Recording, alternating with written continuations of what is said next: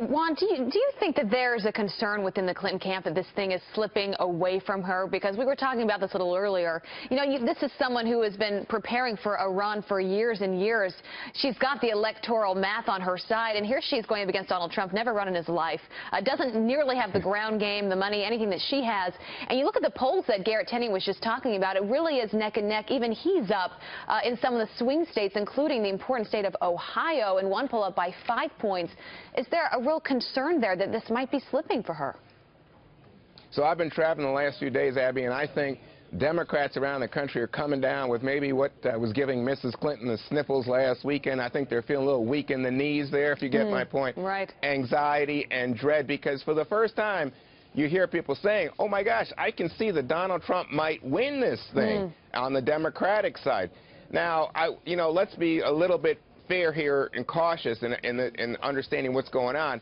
The basic elements of the race have not changed. It's more that it's less that Clinton is losing support. It's more that Donald Trump is gaining support, especially from Republicans who might have been, uncertain about whether they were going to support him. So he's consolidating that base, and I think that's pushing up his numbers. But if you look at the electoral map that you referenced, she still has an advantage. If you look at the election models that we in politics use, she's still favored, but just not as much, and that's what's causing Democrats to have a little case of the shakes early Halloween Sprite night. Well, so what does Hillary Clinton need to do then? If you were advising her, the debate, just a short time away now, that all eyes on that first debate, and then we have 2 more after that. What would you be advising her to do to try to steady this ship?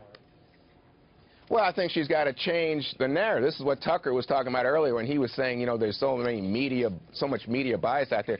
Look, so for the last few days, what we've been talking about is Mrs. Clinton's health, and going back even to the deplorables comment. We heard Garrett talking about how that's become a meme at Trump rallies and all.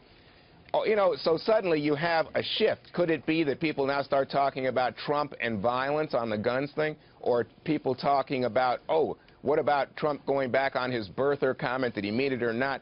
This brings back a lot of attention, and not positive attention, on Trump. That benefits the Clinton campaign. So for them, they want to get back to that focus on the questions about Trump's temperament, his leadership. They want the focus there. And the second thing is that Mrs. Clinton is making an effort now, inside her campaign, very clearly emphasizing here's what she stands for, as opposed to just being opposed to Donald Trump.